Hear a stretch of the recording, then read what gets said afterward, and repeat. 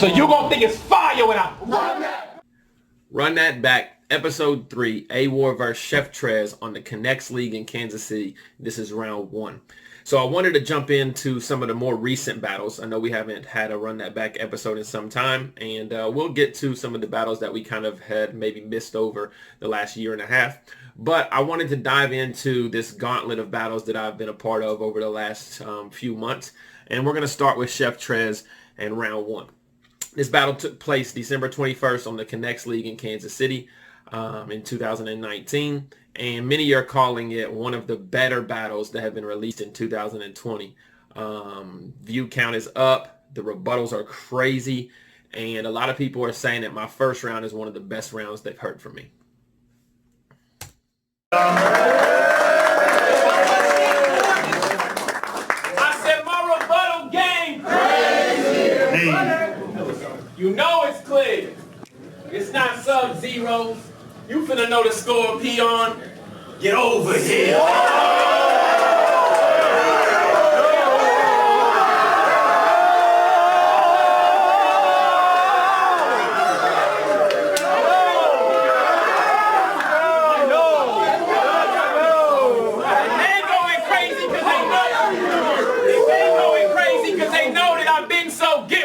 Meg the Stallion. All in that round I saw was cheeks. You was more Lizzo with it. Let's go.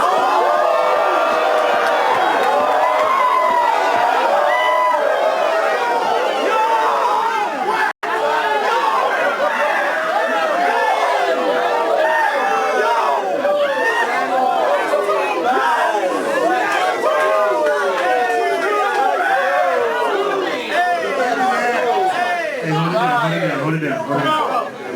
The chipmunk, ain't nobody grieving, Lord. We on the same page, and they know I'm the one they adore. Let's talk.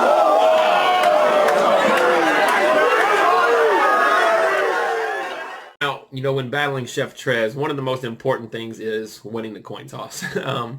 Chef Trez is known as probably one of the top 5 rebuttalers in the world, and myself trying to be a more proven rebuttaler had a lot on my hands in regards to the back and forth and making sure that I was as equally effective. So I win the coin toss and I let Chef Trez go first, which puts me in a great position to start out my first round with some rebuttals. I think of quite a few rebuttals. The first 3, as Chef Trez is known for 3 of them things, hit very well. He said the Sub-Zero line. You know the score, peon, get over here. Pretty self-explanatory, but it's a Mortal Kombat reference. Scorpion does a move called get over here. The second rebuttal, he had a line about this horse or this body's going to be amazing, Meg the Stallion. And I flipped it as well into a line about Lizzo, which many people would know at that point in time. Lizzo was known for being kind of half dressed from the waist down and showing off her posterior. And so I went with the flip that your round, everything I saw in your round was cheeks, which hit pretty heavy as well.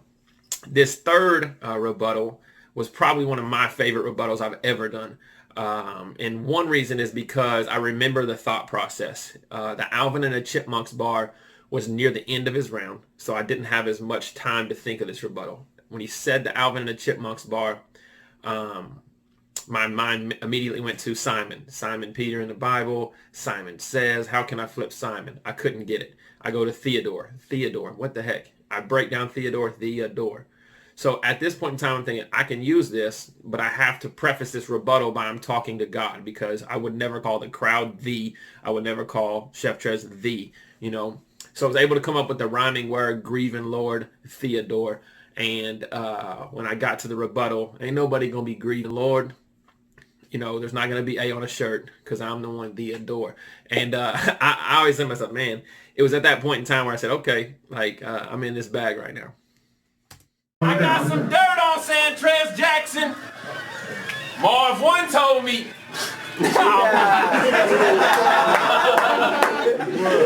Marv 1 told me, nah, I'm playing. I ain't a shady friend. Plus, we cool. But you said something this week on Twitter that made me cringe. You told one of your followers you was battling this weekend in Kansas. Geography must not have been your favorite thing.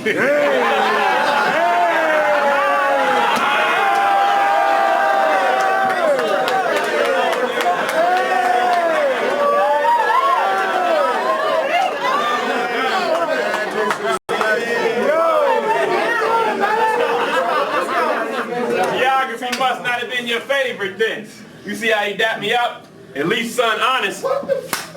Now he unconscious and really don't know what state he in.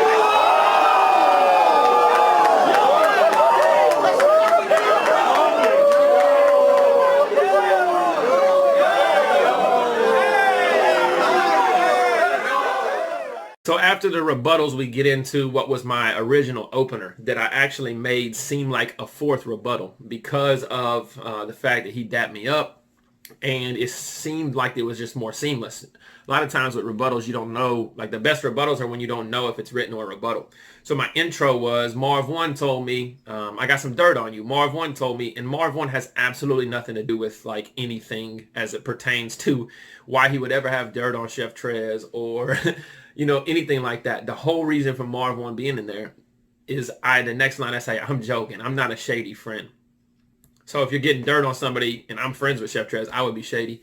Marv 1 is actually Eminem's friend. Like he's in like a lot of the acapella videos that Eminem has put out on BT Cyphers. He battled Eminem in 8 Mile and he's a very known legend in battle rap. So I got some dirt on San Trez. Marv 1 told me, nah, I'm playing. I ain't a shady friend. And so then we go into one of the underlying pieces of this whole battle was that Chef Trez thought we were battling in Kansas because it's Kansas City. And Kansas City is actually on the border of Kansas and Missouri. So 5 blocks this way, you're in Kansas. 5 blocks that way, you're in Missouri. But in Missouri, they hate when people think that they're in Kansas. The Missouri people don't like to be Kansas. Kansas doesn't like to be Missouri, and so far and so forth. So I knew since we're battling in Kansas City, Missouri, the Chiefs, the Royals, Tech 9, everything that's kind of like KC is known for is Kansas City, Missouri based. I knew if I brought up, he said we were battling in Kansas, the crowd would kind of be like, So I dap him up. I do a little conversational freestyle in there to make it seem like it's a fourth rebuttal. And I hit him with the line, now he's unconscious and really don't know what state he's in, which seemed to be like a pretty big haymaker. What y'all seeing do? What y'all seeing do? Me? Breathing tubes. I'm locked in, bro. You top 10, get rocked and put in a box injured. You backed out verse shots. Ha! I'm not him, bro. This is my house. Trez, passing was assigned to remind you do not enter the plot thickens. The plot thickens. Ain't no holding back. Tonight there's no outlet. And round here I'm the coldest sack. They say the chef came to... I'm the coldest sack. They say the chef came to cook in KC. He brought smoke for racks. 8s, 4s, and straps. Gates, Joes, and slaps.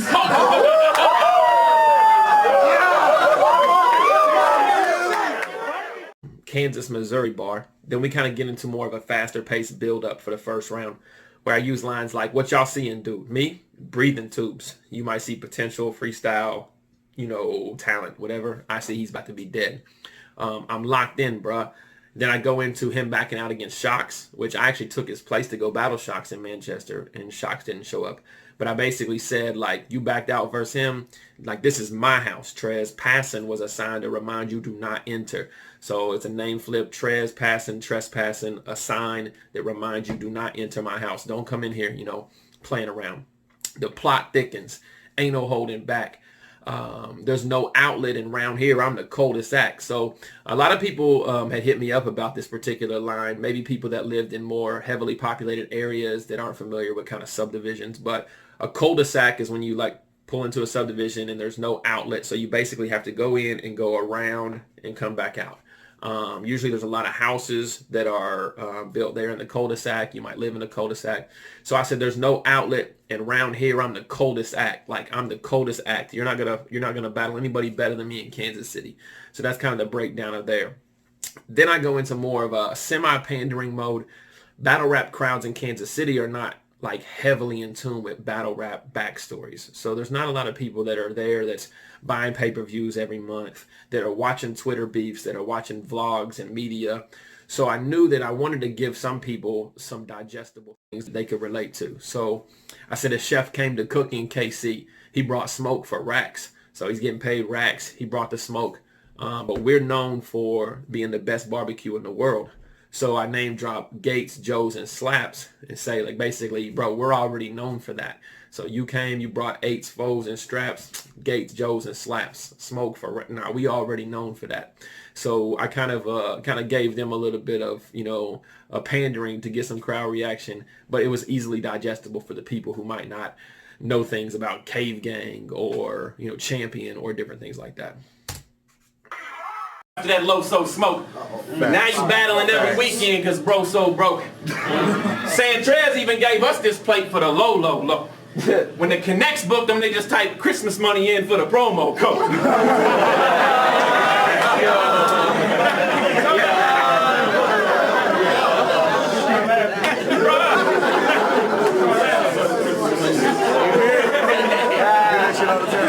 I said you battle 4 times in December. Well, you get a few bucks each plate. Sandpaper must be rough these days. Maybe back home the situation that you live in is bad. Well, it is 4 days before Christmas. So I'm gonna need sand to get in this bag. You dead now. You dead now. Without the headshot or the lead blow. You think it's corny I'm calling you Sand? Who cares, pal? The Connects contract specifically told me take Trez out. You get a head count. I said, let's get a head count. I don't know you actors. I'm cool with the church and the streets. I can kick it with both groups after. Because I keep it 100 with the Christians. Go. Yeah, because I keep it 100 with the Christians and at least a frank with the old school trappers. So here's where we get into a piece where I just kind of reference back to his Loso battle, the momentum that he had. Make a lighthearted joke about how the Connects, booked him by using a promo code because it's near Christmas and he's battling a lot. Then I go into a piece that kind of talks about his name. His name is Trez. And I break it down to the first syllable, calling him Sand, which would normally be taboo in battle rap, but I bring it full circle. So I hit him with the sandpaper, looking rough these days. And then I hit him with the sand to get in this bag.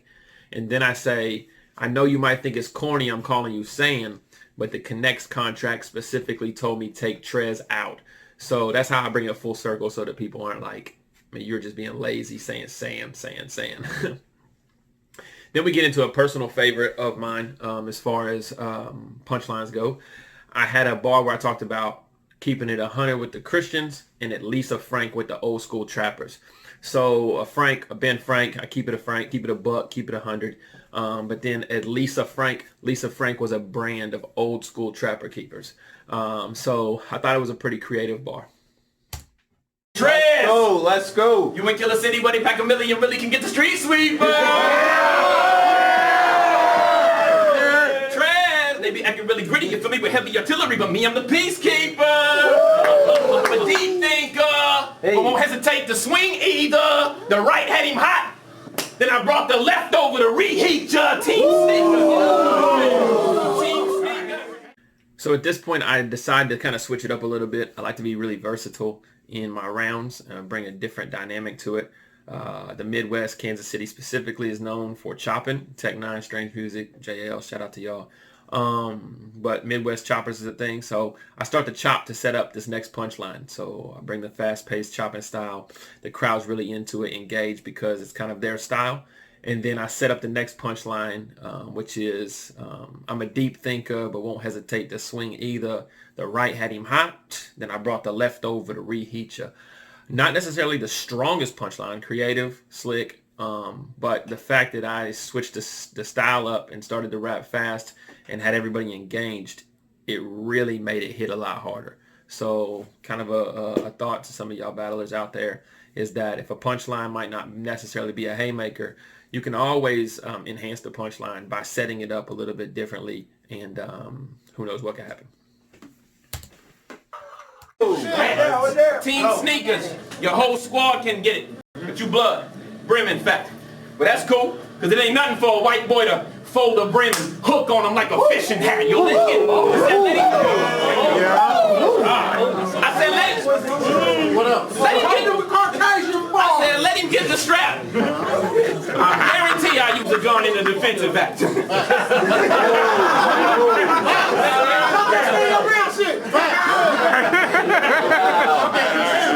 38 snub. It ain't a fake one.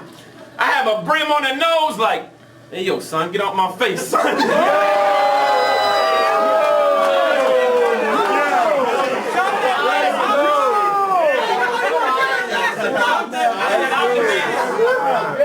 I said, I'm demanding respect. My wave different. I ain't a fan of the flex. I don't care if your rice got carrots like Panda Express or the shotgun chop. You an amateur chef. At this point, I bring Trez's gang affiliation in. He's a blood. He's specifically a brim blood. So I go ahead and flip the word brim a couple times. The first one being, it ain't nothing for a white boy to fold a brim and hook on him like a fishing hat. So if you've seen a fishing hat, it has a folded brim like this with a hook on it. And then I go into a little lighthearted humor again with, if I have to use a gun, I will. In a defensive act, 38 snub, it ain't a fake one. I'll have a brim on the nose like, hey, yo, son, get out my face, son. So if you're a battle rap fan, you obviously know Math and Dose. Dose put his brim on Math's nose. The rest is history. After that, we transition into the end of the round. A couple slick punchlines. I don't care if your ice got carrots like Panda Express. Your ice is in your earrings, your diamonds, carrots, and Panda Express rice has carrots in it. And I don't care if the shotgun's chopped, you're an amateur chef. Chopped is a TV show for amateur chefs. We're amateur chef. This where I damage the best. You not hot as me. It's comedy. Go ahead, triangles, isosceles. You call them. That's whack. Go ahead and triangles, isosceles. You caught a plea. I honor God. The bond different and mine better. Sean Connery. There's no stopping me. Hey, there's no stopping me. But this is where I gotta show y'all the dichotomy. Because the Prophet Muhammad hated murder. He called it an atrocity, and you Muslim, but you cock and squeeze. But go ahead and draw blood. Phlebotomy, but the Quran. I said phlebotomy, but the Quran abhors the very substance in your rounds that you offering, so you trust in him, but the guns you muzzle, it's a lie to you, but it's a lie to me. I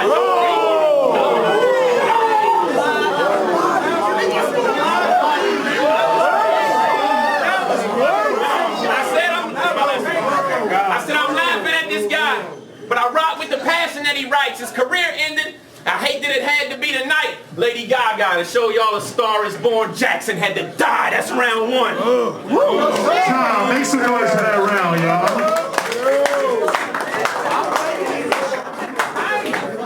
That was crazy. So the finale obviously is a big build-up about Trez being Muslim and his content not lining up with those Muslim beliefs. I used the same rhyme pattern in a sense, and I started out with, go ahead, triangles, isosceles. I get some crowd reaction. I tell them, no, that's trash. Don't react to that.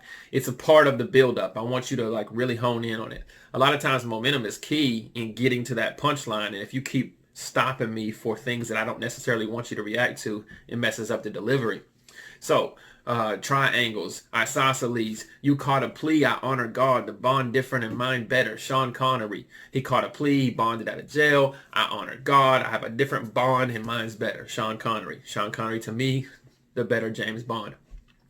Let me explain the dichotomy of the Prophet Muhammad, how he abhorred murder, and you cock and squeeze. We'll go ahead and draw blood, phlebotomy.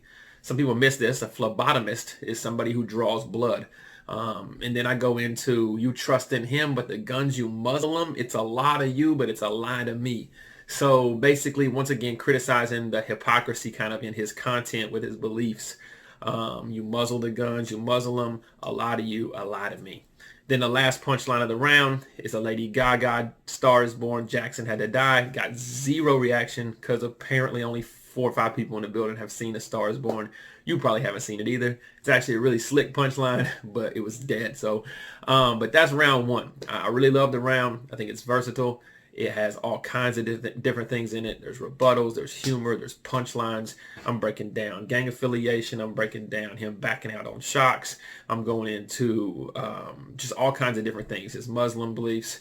And I believe that it's probably one of the better rounds that I've written in the last year. So appreciate y'all rocking with me. I'll try to get these episodes a little shorter next time. I know 20 minutes is a lot of time, so I'm going to try and break them down to 10 to 12, stop talking as much. But thanks for rocking with me. We're back. We're going to put a few of these out. God is good. Horseman, YTG, Die Daily.